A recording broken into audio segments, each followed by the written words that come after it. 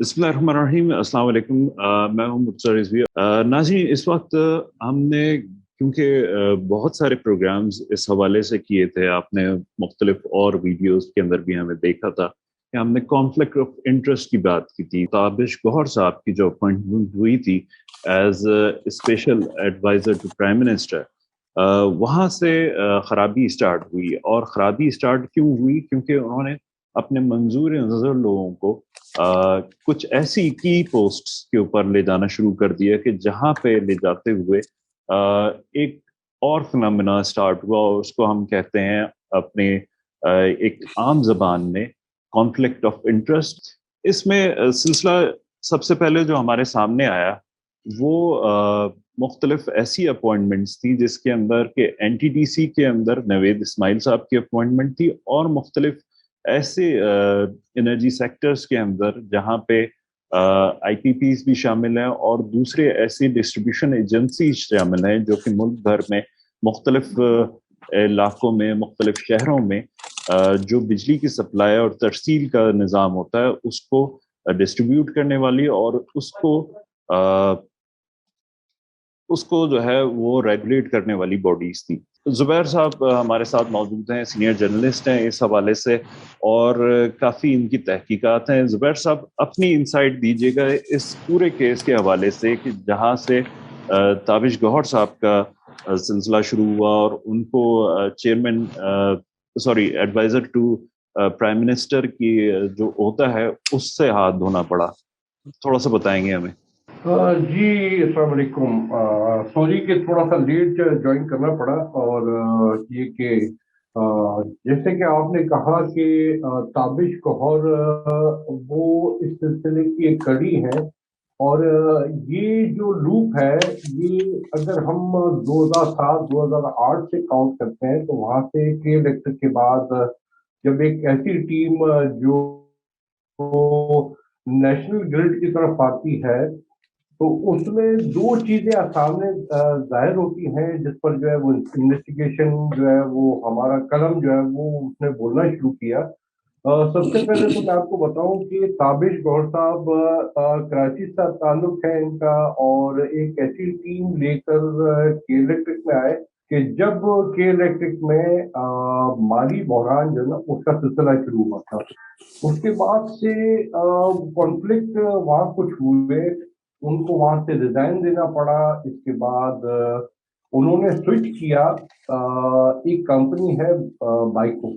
बाइको में आपको बताऊं कि वहां कुछ इनकी अपने स्टेक्स थे, जिसके बाद वहां से इनकी स्विचिंग हुई। और मे बी पॉसिबल कि ये पॉलिटिकल एक स्टांस था और पॉलिटिकल कुछ स्कीमिंग चलती है जिसकी वजह से ये प्रॉब्लम्स क्रिएट होती हैं। लेकिन इसका इनडायरेक्टली जो दबाव है वो हमारे टैक्स को हमने लूपिंग की है पीछे तक, तो मालूम हुआ कि ताबिश गौर साहब के साथ कम और लोग भी थे जो इनकी सबऑर्डिनेट्स भी कहलाते हैं या फिर जो है इनके दोस्त अहबाब हैं। वहां से उन्होंने स्विचिंग की। सबसे पहले ताबिश गौहर वो फ्रंट लाइन पर थे, और इसके पीछे फिर जब कहानी जुड़ी तो नदीम ये नवीद इस्माइल साहब का भी नाम आता है, दीगर लोग हैं जिसमें एजाज अहमद साहब है जो एक्स पार्ट है, यानी पाकिस्तान से बाहर तवील अरसा उन्होंने खिदमत अपनी अंजाम दी है। अच्छा, ताबिश गौर साहब ने जब बीइंग SAPM ज्वाइन किया वजीर आजम इमरान खान साहब को, जिनके बारे में कहा जाता था बड़ा शफाफ जो है ये अमल जो है वो किया जा रहा है। और इससे पहले आपने देखा होगा चंद SAPM जो है जिन पर एलिगेशन लगे थे उनको भी कॉन्फ्लिक्ट ऑफ इंटरेस्ट की वजह से वजीर आजम साहब की टीम से जो है बरदार होना पड़ा था। और इस टीम में दीगर लोगों के साथ आपने देखा होगा डॉक्टर जफर मिर्जा साहब का भी नाम आया था, और दीगर और लोग भी थे जो एक्सपर्ट थे। तो ताबिश गौर साहब ने जब ज्वाइन किया तो उस पर इनके साथ इसके दूसरे दिन ही इनके ऊपर जो एलिगेशन लगना शुरू हो गए कि कॉन्फ्लिक्ट ऑफ इंटरेस्ट है। अब कॉन्फ्लिक्ट ऑफ इंटरेस्ट को अगर हम टेल करते हैं तो वहाँ बाइकों का नाम भी आता है, के इलेक्ट्रिक का भी नाम आता है, लेकिन के इलेक्ट्रिक में इनकी जो है वो मफादात का टकराव नहीं हुआ, लेकिन बाइकों और दीगर जो शोबे थे, दीगर जो इदारे थे, उन पर जो है ये मामलात सामने आए। जैसे आपने देखा होगा फ्यूल का बहरान आया था, जी जिस पर वज़ीर आज़म साहब ने नोटिस भी दिया था, और फ्यूल अचानक से उन्होंने जो पैसे यानी कि जो चार्जेस कम किए थे, वो चार्जेस जब कम किए और जो लीवी वगैरह की मद में, लेकिन बास कंपनियों ने जो है उसको इम्प्लीमेंट नहीं किया, और जिसकी वजह से वो जो प्राइस जो कट डाउन किए गए थे वो नहीं किए गए। इन्वेस्टिगेटिव मीडिया भी मुतहरिक हो चुका था। अब रहा सवाल कि वन मैन शो ये क्यों हो रहा था और इसकी वजूहत और इसके महरकात क्या थे, जिसके बारे में हमें इन्वेस्टिगेशन की तो पता चला कि ये जो है अपना एसएपीएम है, ये इनका जो इंटरेस्ट था वो चंद आईपीपी के साथ भी था, और इसके साथ साथ इनका इंटरेस्ट जो है वो पेट्रोलियम जो है मिनिस्ट्री इंडस्ट्री उसके साथ भी था। अब ये जब एलिगेशन लगते हैं तो फिर जो मामला जो बिगड़ते हैं उस वक्त फैसला ये होता है कि इनको साइडलाइन किया जाए। लेकिन आपने ये देखा होगा कि जो इन सेक्टर्स में साइडलाइन करने के एक बड़ा बारीक तरीका इस्तेमाल किया जाता है कि भी आपसे रिजाइन ले लिया जाए। अब रिजाइन देने के साथ ये एक मसला और भी आया कि जब आप रिजाइन देते हैं या जो है अपना साइडलाइन होते हैं, तो आपका इंटरेस्ट जो है वो खत्म हो जाता है जो इदारों के साथ, वहां कैप लग जाता है। सही। लेकिन इस मामले में यहाँ कैप नहीं लगा, और के साथ साथ जो इंक्वायरीज वगैरह हो रही थी वो बड़ी खामोशी से उनको दबाया गया। दबाने का मतलब है थोड़ा कि सा आपने यहाँ पर रुकना चाहूंगा। ये बताएं कि ये जो तमाम उनका सिलसिला हुआ, जैसे आप कह रहे हैं कि बहुत खामोशी के साथ इंक्वायरीज हुई और फिर उसके बाद सिलसिला होना शुरू हुआ, जो हमारी इत्तलात हैं उसके मुताबिक उनके कुछ इख्तिलाफात कुछ ऐसे सीनियर वज़रा के साथ थे, वफाकी वज़रा के साथ थे, जो कि उनकी जो एक नई पॉलिसी आ रही थी, उस पॉलिसी से उनको काफ़ी ज़्यादा जो है वो इख्तिलाफ कर रहे थे। तो ज़्यादा वजह ये बनी है या कुछ उनके खिलाफ वाक़ईदा से जो है वो करप्शन के कुछ इल्ज़ामात जो है वो सामने आ गए, या कॉन्फ्लिक्ट ऑफ इंटरेस्ट की ही वजह से उनको इस ओहदे से हाथ धोना पड़ा? बात आपने बिल्कुल सही कही कि पॉलिसी भी तैयार हो रही थी, और वो पॉलिसी जो एनर्जी पॉलिसी जिसकी डायरेक्टली जो है इसको सुपरवाइज वज़ीर आज़म ने कर रहा था। और जब आप ये देखें कि अगर एनटीडीसी का मामला आता है, तो एनटीडीसी नेशनल ग्रिड यानी उसके तहत तमाम पूरे पाकिस्तान की बिजली जनरेट होती है और उसके बाद डिस्ट्रीब्यूट होती है। तो वो आईपीपीज को कंबाइन करना और इनसे जो है काम लेना और पूरे जनरेशन सिस्टम को मैनेज करना, तो इनडायरेक्टली एनटीडीसी भी जो ताबिश गौर साहब थे उनके अंडर में आता था। और ये भी कहा गया, अचानक से फैसला किया गया इनको जो एनटीडीसी है इसको अपग्रेड किया जाए, जो हमारी बिजली जाया होती है, जो जी हमारी इजाफी बिजली आती है, उसका भी सरचार्जेस डायरेक्टली आवाम को देने पड़ते हैं। ठीक है जी। माजी में आपने देखा होगा कई आईपीपीज जो है वो इजाफी बिजली पैदा कर रही थी, जिसकी नेशनल ग्रिड को या पाकिस्तान को जरूरत नहीं थी। आज भी ऐसा हो रहा है, ये नहीं है कि भाई आज जो है उसमें कोई कमी पेशी हुई है, लेकिन जो है अपना जो पॉलिसी आ रही थी, ये पॉलिसी थी तवानी शोबे में वज़ीर आज़म की जानिब से 111 अरब रुपए की सरमायाकारी का ऐलान था। अब ये 111 अरब रुपए, ये जो सरमायाकारी थी, इसको जो डाइवर्सिफाई करना था आईपीपीज के थ्रू। और आईपीपीज में बाद ऐसी कंपनियां भी हैं जिस पर माजी में करप्शन के चार्जेस भी लगे, और मेल फंक्शनिंग और दीगर और कई मामला थे, जिसकी वजह से ये जो जितनी भी आईपीपीज हैं उनमें जो है अपना उनको ये कहा जा रहा था कि अगर इनके साथ भी इनको भी डिस्ट्रीब्यूट किया गया जितनी भी आपकी सरमायाकारी है, तो कम से कम जो है अपना ये भी उन अच्छी कंपनीज में भी शामिल हो जाएंगी जिसमें मामला जो है आपके खुद मुनासिब नहीं है। तो ये 111 अरब रुपए की सरमायाकारी जिसके पीछे बात आई, तो भाई आपने देखा बात होगा कि नवीद इस्माइल 11 का भी से जिक्र ज्यादा सामने क्यों आया। नजर आती है कि जब हम पूरे मुल्क के सरमायाकारी देखते हैं और ये देखते हैं कि मुख्तलिफ डिस्ट्रीब्यूशन एजेंसीज जो मुख्तलिफ शहरों के अंदर काम कर रही हैं, चाहे वो टेस्को हो गया, लेस्को हो गया, या कोई और इदारा हो गया, तो उनके अंदर भी ताबिश गौहर साहब के जरिए से जो अपॉइंटमेंट्स हुई थी उनका भी ताल्लुक नवीद इस्माइल साहब के साथ रहा था, क्योंकि ये सारे कुछ एक दूसरे के साथ जो है वो लिंक थे, क्योंकि ये एक दूसरे के कनेक्टेड है। साथ इंटरकनेक्टेड भी थे, को वर्कर भी रहे हैं जबकि इलेक्ट्रिक में हुआ करते थे। तो इसके साथ साथ जो चीज एक और सामने आई थी, एक तो ये कि नवेद इस्माइल साहब सीईओ की हैसियत से अभी भी लुकमैन एनर्जिया के साथ जो है वो अभी भी उनके साथ कनेक्टेड है। साथ साथ मित्तल स्टील और बेसल ग्रुप को अभी जो 111 अरब रुपए की आप बात कर रहे हैं कि वो डिस्ट्रीब्यूट होनी है एनर्जी और वहां से निकल के जो है जानी है, तो ये थोड़ी सी और चीज बताएं कि नवेद इस्माइल साहब खास तौर पे जो इस चीज में शामिल हुए, तो उनके हवाले से आपके पास क्या अपडेट? बड़ी अच्छी बात की आपने। और इसमें आपको एक दो चीजें बता दूं कि नवीद इस्माइल साहब जबकि इलेक्ट्रिक में सीईओ थे, तो उनकी सरपरस्ती ताबिश गौर साहब की तरफ से थी। ठीक जी है जी, कि ऐसा पूल है कि ऐसे दोस्तों का ग्रुप था कि जिन्होंने आखिर तक अपनी दोस्ती निभाई है। जी ठीक है जी।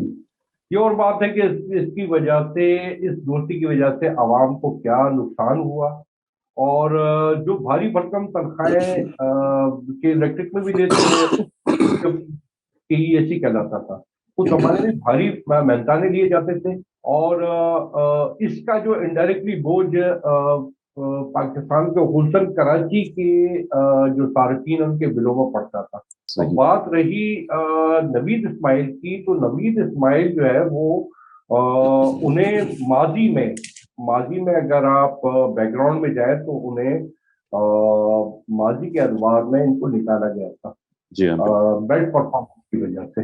ठीक है जी। वापडा के जो उस वक्त के जो चेयरमैन थे, उन्होंने एक लेटर के जरिए इनकी कंपनी को ब्लैकलिस्ट कर दिया था।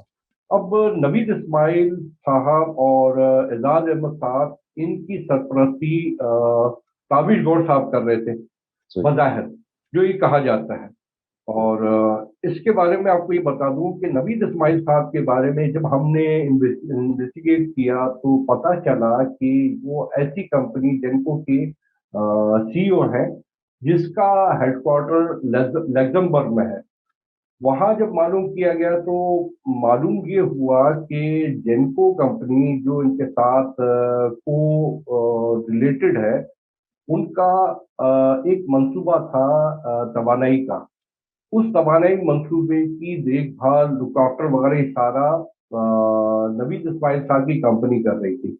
तो सही। इनडायरेक्टली ये एक कौमी मफाद के खिलाफ था कि आप उस शख्सियत को हायर कर रहे हैं, वो भी नेशनल ग्रिड के लिए, या नेशनल जो एनर्जी जनरेशन जो इदारा है आपका, और जिसके बहुत बड़े स्टेक्स होते हैं पूरे पाकिस्तान में। अगर आप स्विचिंग हो जाए या कुछ भी हो जाए तो वो डायरेक्टली शट डाउन होता है पूरा सिस्टम आपका।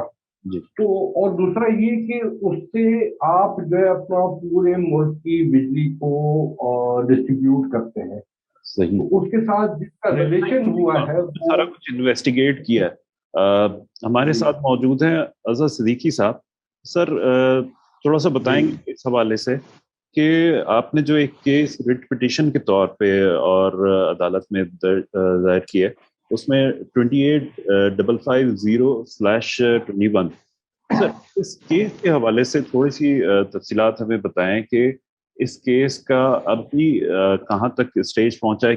बहुत शुक्रिया। बुनियादी तौर पर ये कॉन्स्टिट्यूशनल पिटीशन, आईनी पिटीशन लाहौर हाई कोर्ट में दायर की गई थी। जी 4 इश्यूज थे इसमें। सबसे पहली तो बात है Tabish Gauhar special assistant to prime minister, conflict of interest का प्रिंसिपल मैलाफिडी और बड़ी प्लानिंग के साथ आपके यहाँ पर अगर आईपीपीज की शक्ल में है या और बिजनेस इंटरेस्ट है, उन सबको बचाने के लिए खास तौर पर ये सारा जितना ग्रुप था, इनका कहीं ना कहीं ताल्लुक के इलेक्ट्रिक कंपनी से रहा था। ताबिश गौहर साहब ने आते ही जो काम सबसे पहला काम किया कि चल रही थी मैनेजिंग डायरेक्टर की पोस्ट के हवाले से एडवर्टीजमेंट हुई, वो सारा जब प्रोसेस चल रहा था, प्रोसेस चलते दिसंबर 2020 के अंदर और 21 के अंदर बाकायदा जब समरी चली गई, समरी में 3 लोग मेरिट पे आ गए और जैसे ही ये समरी काबीना के सामने गई, काबीना से समरी ये वापस भिजवाई गई। वापस भिजवाने के बाद जो एजेंडा इनका तयशुदा था और उसमें अजाज अहमद जो कहा गया कि जनाब बड़े हाई सीजन्ड ऑफिसर हैं और उन्हें बड़ा अबूर है अपने अवाम के यानी सारे कामों को सामने रखते हैं, अजाज अहमद का तयशुदा था कि ये ताबिश गौहर और उनका ताल्लुक भी के दूर नजदीक से के इलेक्ट्रिक के लोगों के साथ था। और दोबारा समरी जाती है, उसमें 3 की जगह 4 लोग आते हैं और आजाद अहमद को सिलेक्ट कर लिया जाता है एज एन एमडी। और तनख्वाह जो बड़ी कमाल की बात है, MP1 MP2 या MP3 यानी मैक्सिमम 4.5-5 लाख तनख्वाह की बजाय इन्हें कोई डॉलरों में कोई 25-30 लाख के करीब तनख्वाह जो है ना ये तय कर ली जाती है। अब ये भी कॉन्फ्लिक्ट ऑफ इंटरेस्ट का प्रिंसिपल था, बेलाफिडी नजर आ रही थी। उससे पहले जो नवीद इस्माइल को बोर्ड ऑफ डायरेक्टर तैनात किया गया, नवीद इस्माइल के अगेंस्ट अब जैनको में जब ये पहले थे तो बाकायदा ट्रांसपेरेंसी ने मामला ये उठाया, तो नैब इनके अगेंस्ट इंक्वायरी कर रहे थे, तो इनको वहां से रिमूव किया गया। अब दोबारा इन सब लोगों का यहाँ इकट्ठे हो जाना, जहाँ कॉन्फ्लिक्ट ऑफ इंटरेस्ट की बात है, मेरिट, ट्रांसपेरेंसी और जो असूल वज़ा कर दिए हमारी आला अदालतों ने, उससे हट कर थे। ये तीनों मामले हाईकोर्ट में लेकर जाए गए और कहा गया कि इसकी इंक्वायरी की जाए। मामला सिर्फ यहां तक नहीं है, मामला फिर यहाँ नैब के पास भी भिजवाया गया और ये जैसे ही ये ग्रुप आता है, ये अपने जो खास तौर पर आईपीपीज या जो प्राइवेट जो बिजली पैदा कर रहे हैं उनको फायदा देता है, उनका अपना ऑर्डर चेन ऑर्डर बदलना, वो कई ऐसी चीजें हैं जो रिकॉर्ड पे और नैब के अंदर इस बात की इंक्वायरी चल रही है। अब ये मामला जब पिटीशन जाती है, पिटीशन हाईकोर्ट में होती है, नोटिस आती है, हालात और वाकयात, प्रेशर बिल्ड होता है, तो ताबिश गौहर इस्तीफा दे देते हैं, तो उसके बाद अजाज अहमद भी इस्तीफा दे देते हैं। तो इस हद तक पिटीशन जो है वो इन्फ्रक्शन हो जाती है। लेकिन मैं कोर्ट से कहता हूं कि मैंने बोर्ड ऑफ डायरेक्टर भी चैलेंज किया गया है और ये मामला जो है ये इसको देखना बड़ा जरूरी है। इस बात पर ये मामला भिजवा दिया सेक्रेटरी कैबिनेट डिवीजन को कि वो देखे कि क्या बोर्ड ऑफ डायरेक्टर जो है, जो एनटीडीसी का ये पब्लिक कंपनी है, सारा पैसा जो है अवाम का है, क्या ये मेरिट पे तैनात हुए या नहीं तैनात हुए। अब सेक्रेटरी कैबिनेट डिवीजन के पास ये मामला पेंडिंग पड़ा हुआ है और मैं तो अब चूंकि यहाँ तक मामला तो खत्म हो गया, लेकिन इन्होंने जितनी तनख्वाहें ली हैं ये भी मैं समझता हूँ गैर कानूनी। आपको तारीखी तौर पर याद होगा, इस तरह चेयरमैन जो पैमरा है, अब सार आलम को जब लगाया गया तो अब सार आलम को भी इसी तरह ब्लू आइड के तौर पर एडवर्टीजमेंट चेंज की गई और उनको लगाया गया। तो फिर हाईकोर्ट ने कहा कि पहले दिन से ही तैनाती गलत है, उसके बाद उनसे तनख्वाहों की वसूली के कॉन्टेक्स्ट में आ गया। यहाँ गवर्नमेंट को ये सोचना चाहिए कि इतने पैसे लोगों को दिए, जिनके खिलाफ बाकायदा इंक्वायरी और इन्वेस्टिगेशन नैब के अंदर की जाए कि मुल्क को कितना नुकसान पहुंचाया इन लोगों ने। जी, ये तमाम मामला वैसे तो प्राइम मिनिस्टर तक भी गए हुए हैं और प्राइम मिनिस्टर जाहिर सी बात है कि चाहते हैं कि बहुत सारी चीज़ों के अंदर अभी रिसेंटली इख्तलाफात उनके अपने कुछ दरीना साथियों के साथ भी नजर आ गए कि जब उन्होंने कहा कि मैं हुकूमत छोड़ने के लिए भी तैयार हूँ, लेकिन अगर कोई संभाल ले इन चीज़ों को आके और बेहतरी की तरफ लेकर जाए तो ये सर आप समझते हैं कि हम बड़े शॉर्ट ऑफ ऑप्शंस हो चुके हैं, हमारे पास कोई ऐसे लोग नहीं है जो सिंसियर हों और मुल्क के लिए काम कर सकें। अच्छा, ये आपने बड़ी जबरदस्त बात की है ना। हमारे यहाँ कुछ सिंसियर एफर्ट आज तक नहीं हो सकी। हम एक पूल एस्टेब्लिश कर सकते थे जी, यानी मुख्तलिफ शोबा जात के जो ऑफिसर है, कॉम्पिटेंट ऑफिसर, उनका एक पूल बना सकते थे। लाजमी नहीं है किसी पोस्ट के लिए, हम उस पूल में लोग डालकर उनकी सिंसियरिटी, उनकी इंटेग्रिटी, उनकी कॉम्पिटेंस ये रख कर कोई 100-150 के करीब एक पूल पड़ा होता कि जब भी कोई किसी महकमे में कोई जॉब आनी थी या अपॉइंट करना था तो उस पूल में से सेलेक्ट कर लिया जाता। याद रखिएगा, آپ کا جو یہاں کارپوریٹ مافیا ہے، کارپوریٹ مافیا لازمی نہیں ہے کہ صرف یعنی کارپوریٹ مافیا میں تو پیسے بنانے ہیں، اب وہ انٹرنیشنل مافیا کے ساتھ بھی جڑا ہوا ہے. نواز شریف اور اس کی ہواری جو ہے نا وہ کارپوریٹ مافیا اور انٹرنیشنل مافیا کے کھلاڑی تھے، اس لیے انہوں نے طریقہ کار ہی ایسے رکھا کہ اپنے بلو آئیڈ لوگ اور ان لوگوں کو آگے کیسے لا کے لے کے آنا ہے. ہمیں موجودہ گورنمنٹ کو اب یہ سوچنا پڑے گا کہ بیٹھ کر ایک جو خاص طور پر محب وطن ہو، سنسیئر ہو، جن پہ کوئی داغ نہ ہو، جن کا پتہ ہو کہ کرپشن نہیں کر رہی ہے، ایک پول ہمیں بنانا پڑے گا، اور وہ پول میں ہر محکمے کے ایکسپرٹ لوگ ہیں وہاں پر رکھنے ہوں گے کہ کل اگر ان میں سے کسی محکمے میں لے کے آنا تو کم از کم ایمانداری تو. اور دوسری بات بڑی خطرناک بات اس حوالے سے ہے نا، اب نیب جب انکوائری شروع کرتی ہے، اب نیب کی بھی اپنی کیپیسٹی موجود ہے. ہمارے یہاں گورنمنٹ کے اوپر بھی پرفارمنس بیس کے اوپر ایک کمیشن ایسا ہونا چاہیے کہ جو ہر ادارے کا، یعنی ہر 15 دن بعد یا 1 مہینے بعد ہر ادارے کا جو ہے نا ایک بیٹھ کر اس کا سرسری جو ہے اکاؤنٹیبلٹی کرنا، پرفارمنس دیکھنا، کوئی نہ کوئی ایک ادارہ جو ریگولیٹر کے اوپر بھی بیٹھا ہو کہ وہ کیا کام ٹھیک کر رہے ہیں یا نہیں کر رہے ہیں. یہ مشکل کام اگر آپ چاہتے ہیں اس ملک کو آگے لے کے جانا تو آپ کو یہ کچھ سوچنا پڑے گا. اگر آپ نہیں سوچیں گے تو آپ نے حال دیکھ لیا، NTDC کا حال دیکھ لیں آپ نے، آپ کے سامنے موجود ہے. یہ چھوٹی کمپنی نہیں ہے، national transmission and dispatch company, پورے ملک کی جو بجلی ہے نئی آپ نے ٹرانسمیشن بچھانی ہے، اس کے لیے کیا کچھ کیا گیا ہے، پرانی کو اوور آل کر رہے ہیں. آپ کا لائن لاسز جو ہے جب یہ کیری کرتا ہے، ویل جب کیری کرتا ہے، آپ کا بجلی کیری کرتا ہے، اس کے کتنا لائن لاسز ہوتے ہیں، کتنے نقصان ہے. اگر ابھی سسٹم کوئی مشکل نہیں ہے، لیکن ہم نے اس سسٹم کو ٹھیک کرنے کی بجائے غیر ضروری پروجیکٹ جو ہے نا، ابھی دیکھیں آپ کی بجلی جو ہے آپ کی کیپیسٹی سے زیادہ ہے، اور اس کا نقصان کیا ہو گیا ہے. کیپیسٹی پیمنٹ آپ دے رہے ہیں، جو کانٹریکٹ کی ہے پہلے کے وہ کانٹریکٹ ایسے خطرناک کیے ہوئے ہیں، اس کا بوجھ جو ہے عوام برداشت کر رہے ہیں. کسی نے یہ سوچا نہیں ہے کہ یہ پالیسی کیسی بنائی جائے، ان چیزوں کو بہتری کی طرف کیسے لایا جائے. کیا ایک لائق ملتا ہے، اب بھی ہم دور رہے ہیں، میں نہیں سمجھتا ابھی بھی وقت ضائع نہیں ہوا ہے. آج بھی اس بات پر سوچ کر بیٹھ کر اس کا ایک ایسا لائبل طے کیا جائے وانس فار آل یہ میٹر سیٹل ہو سکے. صحیح.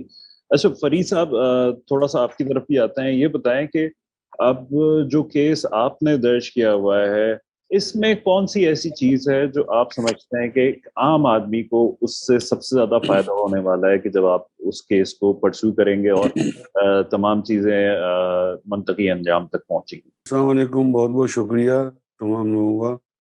جی یہ میں نے بھی جو ہے پبلک انٹرسٹ لیٹیگیشن میں نے فائل کی ہے جی، اور چونکہ میں سمجھتا ہوں کہ یہ عوام کا پیسہ ہے، عوام کے ٹیکس کا پیسہ ہے، اور یہ کانفلکٹ آف انٹرسٹ اور ریاست کی ذمہ داری ہے کہ جو ہے اس چیز کو جو مافیاز جو کام کر رہے ہیں، اور یہ عوام کا پیسہ عوام پہ لگنا چاہیے اور عوام کی ریاست کی ذمہ داری ہے. اسی کے لیے جو ہے میں نے پبلک انٹرسٹ میں جو ہے میں نے یہ فائل کی ہے پٹیشن، جس کا نمبر ہے 74233. اور میں سمجھتا ہوں کہ یہ جو اس کا جو فیصلہ آئے گا انشاءاللہ العزیز، مجھے اعلیٰ عدالتوں سے امید ہے کہ یہ آگے جا کے مائنڈ سیٹ سے کرے گا اور اس طرح کے لوگوں کی جو مافیاز ہیں اس کی حوصلہ شکنی ہوگی.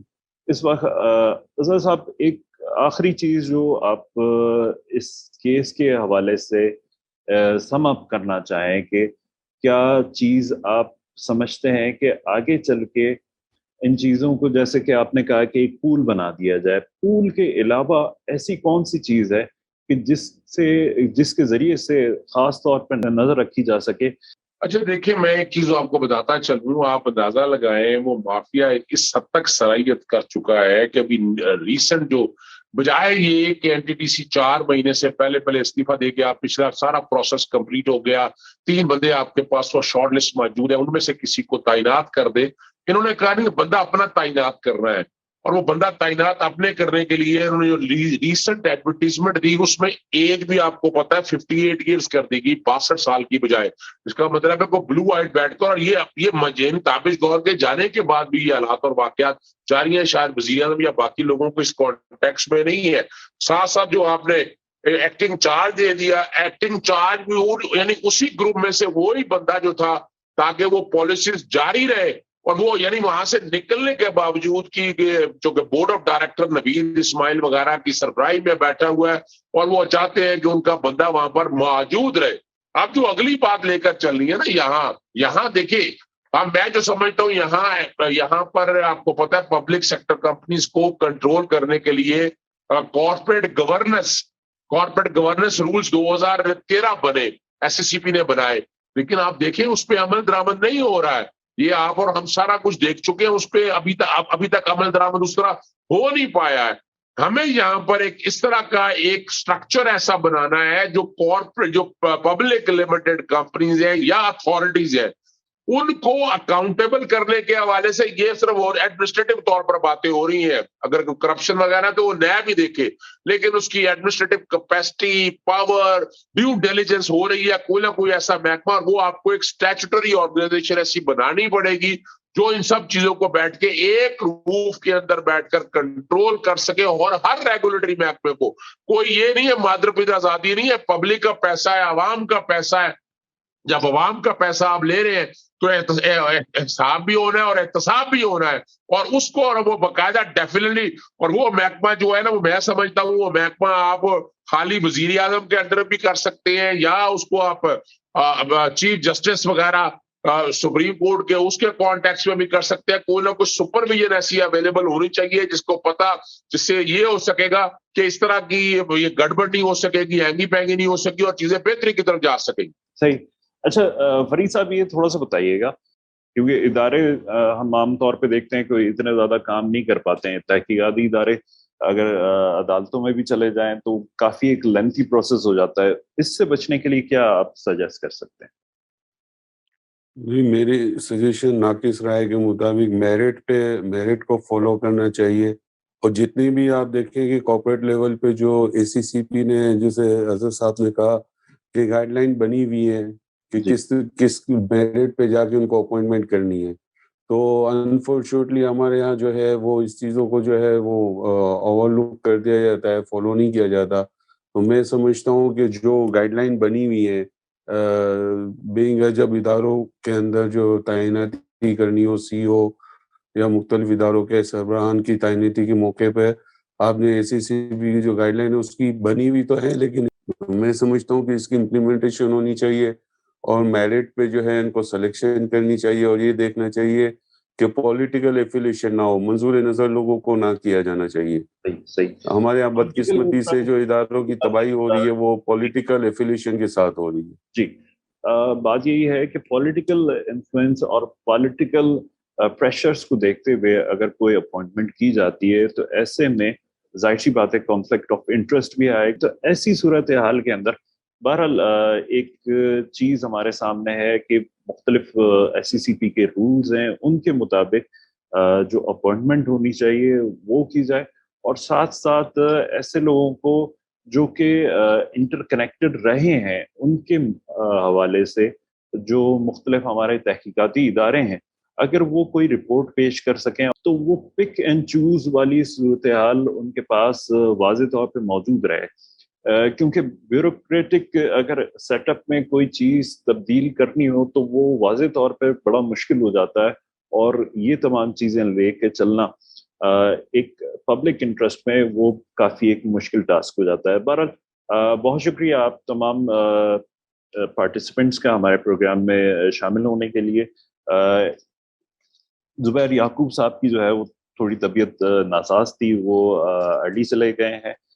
ساتھ میں ہمارے ساتھ موجود تھے ایڈوکیٹ فرید بلوانی صاحب، ایڈوکیٹ ہائی کورٹ ہیں، اور اظہر صدیقی صاحب، خاص طور پہ آپ کا بہت شکریہ کہ آپ سپریم کورٹ کے وکیل بھی ہیں اور ہمارے ساتھ آپ اس پروگرام میں شامل رہے.